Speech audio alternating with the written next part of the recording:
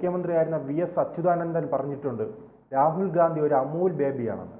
അങ്ങനെ ഇപ്പോൾ ഏറ്റവും അവസാനം അമൂൽ ബേബിയെ വിരട്ടിയിരിക്കുകയാണ് സുപ്രീം കോടതി. താങ്കൾ ഒരു ഇന്ത്യൻ പൗരനാണോ എന്ന് കോടതി സംശയം പ്രകടിപ്പിക്കുകയാണ്. ആ അവസ്ഥയ്ക്ക് വരെ എത്തിയിട്ടുണ്ട് ഇന്ത്യയുടെ പ്രതിപക്ഷ നേതാവ്. എത്ര കഷ്ടമാണല്ലേ.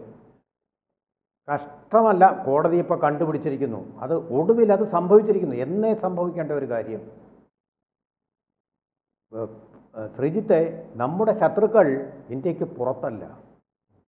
പാകിസ്ഥാനെയും ചൈനയേക്കാളും അതിനേക്കാളും വലിയ ശത്രുക്കളുള്ളത് ഇന്ത്യക്കകത്ത് തന്നെയാണ്. അതിൻ്റെ കമാൻഡറാണ് രാഹുൽ ഗാന്ധി. പണ്ടും ഞാൻ പറഞ്ഞിട്ടുള്ളതാണ്. ഇപ്പോൾ സുപ്രീം കോടതി അത് അംഗീകരിച്ചിരിക്കുന്നതാണ് ഇതിൻ്റെ അർത്ഥം. ഇതിനകത്തിരുന്നു കൊണ്ട് അദ്ദേഹം രാജ്യത്തിന് ചെയ്യുന്ന ദ്രോഹങ്ങൾ ചില്ലറയല്ല. പുറത്തു പോകുമ്പോഴും അത് തന്നെ. അമേരിക്കയിലായാലും ബ്രിട്ടനിലായാലും അവിടെ ആളാവാൻ വേണ്ടിയിട്ട് ടു മേക്ക് ഹിസ് പ്രസൻസ് അതിനുവേണ്ടി ചെയ്യുന്ന അപരാധങ്ങളുണ്ടല്ലോ, പെറ്റ തള്ള പോലും സഹിക്കുകയില്ല. അതുപോലത്തെയാണ്. ഒരുപക്ഷെ നമ്മൾ ഭരണഘടനാ ബാഹ്യശക്തി എന്നൊക്കെ പറഞ്ഞിട്ട് സഞ്ജയ് ഗാന്ധിയെ അധിക്ഷേപിച്ചിരുന്നു. ഇന്ദിരാഗാന്ധിയുടെ കാരണം തടി കൊടുക്കുകയും ഒക്കെ ചെയ്ത പിഴച്ച സന്തതിയാണ് അദ്ദേഹം എന്ന് പറഞ്ഞിരുന്നു. പക്ഷേ അതിനേക്കാൾ വലിയൊരു കുടുംബദ്രോഹിയാണെന്ന് ഞാൻ പറയുന്നില്ല, രാജ്യദ്രോഹിയാണ് രാഹുൽ ഗാന്ധി. വാക്കുകൾ കൊണ്ടും പ്രവർത്തികൾ കൊണ്ടും അദ്ദേഹം അത് തെളിയിച്ചു കൊണ്ടേയിരിക്കുകയാണ്. അതിനെ പിന്തുണച്ചുകൊണ്ട് ചിങ്കിടി പിടിച്ചുകൊണ്ട് മണിശങ്കരയ്യരും പി ചിദംബരവും മാപ്പുസാക്ഷികളായിക്കൊണ്ട് KC വേണുഗോപാലും അതുപോലെ തന്നെ AICC പ്രസിഡൻറ്റും ഉണ്ട്. ഇത് ഏതൊരു രാജ്യത്തിന് പൊറുക്കാനാവും? അവിടുത്തെ ഭരണഘടനാ സ്ഥാപനങ്ങളെ അവഹേളിക്കുക എന്ന് പറയുന്നത്. അതുകൂടാതെ ആ രാജ്യത്തെ സൈന്യത്തിൻ്റെ വീര്യം കെടുത്തുക എന്നുള്ളത്. ഇതെന്ത് സംസ്കാരമാണ് ഇയാൾ കാണിക്കുന്നത്? അയാൾ പറഞ്ഞ ഇതിൽ കോടതി പറയുന്നതിൽ കൃത്യമായ വിവരമുണ്ടല്ലോ. കാരണം ഈ 2000 കിലോമീറ്റർ ചൈന കയ്യേറിയെന്ന് പറയുന്നത് താങ്കൾക്ക് എവിടെ നിന്നാണ് ഈ വിവരം എന്ന് കോടതി കൃത്യമായി ചോദിക്കുകയാണ്. വിവരമില്ല അയാൾക്ക്. രാഹുൽ ഗാന്ധി എന്ന് പറയുന്ന മനുഷ്യന് വിവരമില്ലാത്ത ഒരു മെഗലോ മാനിയാക്കിന്, ഒരു ഇമ്പസൈലിനെ തലപ്പത്ത് വെച്ചുകൊണ്ട് നടക്കുകയാണ് കോൺഗ്രസ്. അതാണ് കോൺഗ്രസിൽ നിന്ന് ബുദ്ധിജീവികളൊക്കെ പുറത്തു പോയിക്കൊണ്ടിരിക്കുന്നത്. അതുകൊണ്ടാണ് ശശി തരൂർ ഇടം തടിച്ചു നിൽക്കുന്നത്. കാരണം വിവരമുള്ള മനുഷ്യനാണ്. ഇതുപോലുള്ള വിവരദോഷങ്ങൾ ഏറ്റുപിടിക്കാൻ അദ്ദേഹത്തിനെ കിട്ടില്ല. തലയിൽ ആൾതാമസമുള്ള ആർക്കും കഴിയുകയില്ല. ബോധം നിലാവ് ഉദിച്ചിട്ടില്ലാത്ത ആളുകൾക്ക് മാത്രമേ അത് കഴിയൂ. അതുകൊണ്ടാണ് കോൺഗ്രസ് തന്നെ ഒരു കാലഹരണപ്പെട്ട പാർട്ടിയായിട്ട് മാറിക്കൊണ്ടിരിക്കുന്നത്. അങ്ങനെ ആക്കി തീർക്കുകയാണ്. ഇന്ത്യയെ അതുപോലെ ആക്കാം. സൈന്യത്തിൻ്റെ, പട്ടാളത്തിൻ്റെ, ഇലക്ഷൻ കമ്മീഷൻ്റെ, സുപ്രീം കോടതിയുടെ, EVM മെഷീൻ്റെയൊക്കെ ആധികാരികതയെ ചോദ്യം ചെയ്തുകൊണ്ട് യാതൊരു തെളിവുകളുടെ പിൻബലമില്ലാത്ത അദ്ദേഹം നടത്തുന്ന ഈ പ്രലപനങ്ങളുണ്ടല്ലോ, പുലഭ്യം പറച്ചിലുകൾ, ഇത് ഒരു രാജ്യത്തിനും സഹിക്കാൻ പറ്റുന്ന കാര്യമല്ല. സ്വന്തം തള്ളയെ മർദ്ദിക്കുന്ന മക്കളെ പോലെ തന്നെയാണ് കഴിഞ്ഞ ദിവസവും. സ്വന്തം മക്കളുടെ തല്ലുകൊള്ളേണ്ടി വരുന്ന തള്ളമാരെ പോലെയാണ് ഇന്ത്യയുടെ അവസ്ഥ ഇപ്പോൾ വന്നിരിക്കുന്നത്. ഇയാൾ തന്നെ പറഞ്ഞിരിക്കുന്നത് 2000 കിലോമീറ്റർ സ്ഥലം, ചതുരശ്ര കിലോമീറ്റർ സ്ഥലം ചൈന ഇന്ത്യയുടെ അത് കൊണ്ടുപോയെന്ന്. എന്ത് തെളിവാണ് ഇയാൾക്കുള്ളത്? ചൈന പറഞ്ഞു എന്നുള്ള തെളിവാണ്. അങ്ങനെയാണെങ്കിൽ അദ്ദേഹം ചൈനയുടെ വക്താവാണ്, ചൈനയുടെ ഇന്ത്യയിലെ വക്താവാണ്. ചൈനീസ് എംബസി പോലും അത് അവകാശപ്പെട്ടിട്ടില്ല, ചൈനയുടെ അംബാസഡർ പോലും അത് പറഞ്ഞിട്ടില്ല. എന്നിരിക്കെ ഇയാൾ പറയാം 2000 കിലോമീറ്റർ കൊണ്ടുപോയിട്ടുണ്ടെന്ന്. കോൺഗ്രസ്സുകാർ പറയുന്ന വലിയ രാജ്യസ്നേഹിയാണ്, നെഹ്റുവിൻ്റെ ചെറുമകനാണ്, അതോടൊപ്പം തന്നെ ഇന്ദിരയുടെ ശക്തിയുള്ള ഒരു മനുഷ്യനാണ്. അങ്ങനെ ഒരു മനുഷ്യനെ കോടതി പോലും വിശ്വസിക്കുന്നില്ല. കോൺഗ്രസ്സിന് അല്പമെങ്കിലും രാജ്യസ്നേഹത്തിൻ്റെ ഒരു കണികയെങ്കിലും ഉണ്ടായിരുന്നു എങ്കിൽ ഈ ഒരു മനുഷ്യനെ കോൺഗ്രസിൻ്റെ എല്ലാം ആക്കാൻ AICC പ്രസിഡൻറ്റിൻ്റെയും ചുമലിരിക്കുന്ന ഒന്നാക്കി മാറ്റാൻ കഴിയുമായിരുന്നില്ല. അദ്ദേഹം പറഞ്ഞു, നോക്കൂ, ട്രംപിനെ ഏറ്റുപിടിക്കുകയാണ്, ഇന്ത്യയുടെ ഒരു ഡെഡ് എക്കോണമിയാണെന്ന്. ഇയാൾ ഈ രാജ്യത്തെങ്ങും അല്ലേ താമസിക്കുന്നത്? ഏതൊരു ബുദ്ധിശൂന്യനും മനസ്സിലാവും ഇന്ത്യക്ക് വന്നിട്ടുള്ള ആ ട്രാൻസ്ഫോർമേഷൻ. അത് അനുഭവിച്ചറിയുകയാണ് ജനങ്ങളെല്ലാം. ഇന്ത്യയുടെ വരുമാനത്തിൽ വന്നിട്ടുള്ള വർധനവ്, ഇന്ത്യയിലെ ജനങ്ങളുടെ വരുമാനത്തിൽ വന്നിട്ടുള്ള വർധനവ്, പാശ്ചാത്യ രാജ്യങ്ങളെ അത്ഭുതപ്പെടുത്തുന്ന തരത്തിലുള്ള മികവോടുകൂടിയ മികച്ച റോഡുകൾ, വിമാനത്താവളങ്ങൾ, അതുപോലെ തന്നെ തുറമുഖങ്ങൾ, ഇതൊന്നും ഈ മനുഷ്യൻ കാണുന്നില്ല. ഡെഡ് എക്കോണമിയാണെന്ന്.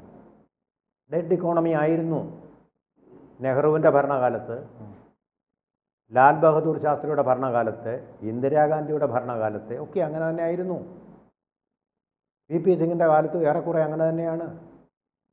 പക്ഷേ അല്ല, അദ്ദേഹം പറഞ്ഞത് ഇങ്ങനെയാണ്, ട്രംപ് പറഞ്ഞത് വളരെ ശരിയാണ്, അത് ഓർത്ത് ഞാൻ സന്തോഷിക്കുകയാണെന്നാണ്. അതെ, ആഘോഷിക്കുകയാണ്. ഇന്ത്യ ജയിച്ചപ്പോൾ ഇയാൾക്ക് സഹിക്കുന്നില്ല. അതിന് ഇന്ത്യ തോറ്റു എന്ന് പറഞ്ഞ് കള്ള പ്രചാരണം നടത്തിക്കൊണ്ടിരിക്കുകയാണ് ഈ മനുഷ്യൻ. എന്തൊരു മനുഷ്യനാണ് ഇദ്ദേഹം! മനുഷ്യത്വമുണ്ടോ ഇദ്ദേഹം? പട്ടാളക്കാർ പാകിസ്ഥാനുമേൽ ചൈനയും തുർക്കിയും കൂട്ടുനിന്നിട്ടും നേടിയ ആധികാരിക വിജയത്തെ അംഗീകരിക്കാതിരിക്കുക, ഇന്ത്യ തോറ്റെന്ന് പറഞ്ഞുകൊണ്ട് നടക്കുക, കളിയാക്കി തോറ്റേ ഇന്ത്യ തോറ്റേ എന്നും പറഞ്ഞ് ആഘോഷിച്ച് നടക്കുക. അതുപോലെ തന്നെയാണ് മോദി വിജയിച്ചത് ഇയാൾക്ക് അംഗീകരിക്കാൻ കഴിയുന്നില്ല. അതുകൊണ്ടാണ് പറയുന്നത് കള്ള വോട്ടുകൾ കൊണ്ടാണ് ജയിച്ചത്, ഇലക്ഷൻ കമ്മീഷൻ വോട്ട് പിടിക്കുകയാണ് എന്ന് പറഞ്ഞത്. ഇപ്പോൾ തെളിഞ്ഞല്ലോ ആരാണ് കള്ളത്തരം നടത്തിയതെന്ന്. 56 ലക്ഷം കള്ള വ്യാജ വോട്ടുകളാണ്. അവിടെ മുൻ മുഖ്യമന്ത്രിയായിരുന്ന തേജസ്വി യാദവിൻ്റെ ഉൾപ്പെടെ ഐഡൻറ്റി കാർഡുകളെല്ലാം ഫേക്കാണെന്ന് തെളിഞ്ഞു. കള്ള പാസ്പോർട്ടൊക്കെ ഉണ്ടാക്കുന്നത് പോലെ കള്ള വോട്ടർ ഐ ഡി കാർഡ്, കള്ള ഐഡൻറ്റിറ്റി കാർഡ്, ഇതിൻ്റെ നിർമ്മാണമായിരുന്നു ബീഹാറിലെ പുഷ്ടിപ്പെട്ടു വരുന്ന ചെറുകിട കുടിൽ വ്യവസായം. ആര് ഭരിക്കുമ്പോൾ ലാലു പ്രസാദ് യാദവും റാബ്രി ദേവിയും അതുപോലെ തന്നെ ഈ പറയുന്ന ഇപ്പോഴത്തെ ഈ മകനും പരാതിപ്പെട്ട ആളും ഭരിക്കുമ്പോൾ തേജസ്വി യാദവ്. ജാതി, മതം, കള്ളത്തരം, കാലിത്തീറ്റ, അഴിമതി, ഇങ്ങനെയൊക്കെയുള്ള ആ ചടങ്ങുകളുടെ അകമ്പടിയോടെ നടന്ന ഭരണത്തിൽ പിന്നെയും വോട്ടർമാരെ കൂട്ടിക്കൊണ്ടിരിക്കുകയായിരുന്നു. ബംഗ്ലാദേശിൽ വരുന്ന റോഹിംഗ്യകൾ, അതുപോലെ തന്നെ ബർമയിൽ നിന്ന് വരുന്ന റോഹിംഗ്യകൾ, ബംഗ്ലാദേശിൽ നിന്ന് വരുന്ന ഇങ്ങോട്ടേക്ക് കടന്ന് ഭീകര പ്രവർത്തനം നടത്താൻ വരുന്നവർ, ക്രിമിനൽ കുറ്റം ചെയ്യാൻ വരുന്നവർ, ഇതൊക്കെയാണ് വോട്ടേഴ്സ് ലിസ്റ്റിൽ. തെളിവ് ഹാജരാക്കാൻ പറഞ്ഞപ്പോൾ ഒറ്റയെണ്ണത്തിന് തെളിവില്ല. 56 ലക്ഷം കള്ള വോട്ടുകളുടെ അകമ്പടിയോടെയാണ് RJDയും കോൺഗ്രസും അവിടെ കൂട്ടുമുന്നണി ഉണ്ടാക്കി ജയിച്ചുകൊണ്ട്. അല്ല, ഇനി കോൺഗ്രസ് പ്രവർത്തകർ ഈ സുപ്രീം കോടതിയുടെ ഈ പ്രസ്താവനയ്ക്കെതിരെ എങ്ങനെയായിരിക്കും പ്രതികരിക്കുക? ഇനി കോടതി ഇതുപോലെ മോദിയുടെ ആൾക്കാരായി മാറിയെന്ന് പറയുമോ? കോടതിയെ മോഡി വിലക്കെടുത്തു എന്നുള്ള വാക്യം പറയാൻ മടിക്കാത്ത, അമ്മയെ തല്ലാൻ മടിക്കാത്ത ആൾക്കാർക്ക് അതും പറയാൻ കഴിയും. ഇവിടെയുള്ള എല്ലാ ഭരണഘടനാ സ്ഥാപനങ്ങളെയും, വിശ്വാസ്യതയുള്ള എല്ലാ സ്ഥാപനങ്ങളെയും അവർ മോശമെന്ന് പറയും. ഹിന്ദുത്വത്തെ ഭീകര സാഫ്രോൺ ടെറർ എന്ന് പറയും. ഇപ്പം അതിൻ്റെ കള്ളവും വെളിച്ചത്തായില്ലേ. മലേഗവൺ പ്രധാനമന്ത്രിയെ അമിത്ഷായെയും ഒക്കെ കൊടുക്കാൻ വേണ്ടിയിട്ട് സ്വാതി പ്രജ്ഞയെ പീഡിപ്പിക്കുകയായിരുന്നു. കന്യാസ്ത്രീകളെ ഒരു പരിക്കും പറ്റാതെ ജയിലിൽ സുഖവാസം അനുഭവിച്ചപ്പോൾ ഇവിടെ എന്തൊരു ബഹളമായിരുന്നു കോൺഗ്രസ്സുകാർ. രാഹുൽ ഗാന്ധി, പ്രിയങ്ക ഗാന്ധിയും മിണ്ടിയ വിവരം അറിയും. അതുകൊണ്ടാണ് തെരഞ്ഞെടുപ്പിൽ വരുമ്പോൾ അവിടുത്തെ പ്രതിപക്ഷം മിണ്ടിയോ? 35 MLA കാമാന്നൊരക്ഷരം മിണ്ടിയില്ല.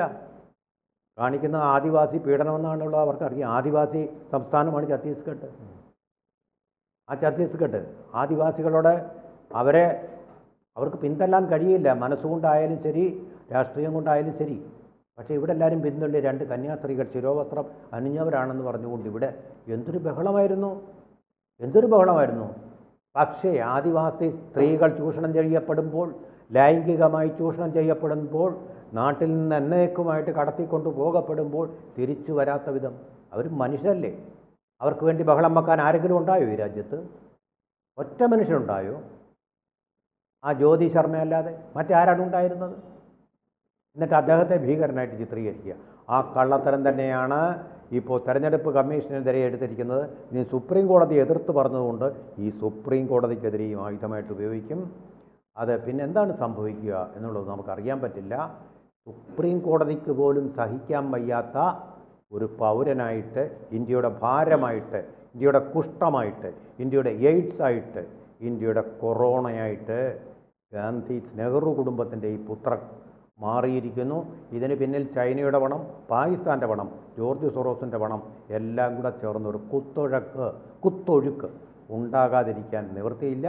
അതിൻ്റെ പങ്ക് പറ്റുന്നവരായിരിക്കണം പി ചിദംബരവും അതുപോലെ തന്നെ മണിശങ്കർ അയ്യരും എന്നു തന്നെ നമുക്ക് സംശയിക്കേണ്ടിയിരിക്കുന്നു. കൂടുതൽ വാർത്തകളും വിശേഷങ്ങളും നിങ്ങളിലേക്ക് എത്താൻ ABC മലയാളം സബ്സ്ക്രൈബ് ചെയ്യുക, ബെൽ ബട്ടണും അമർത്തുക.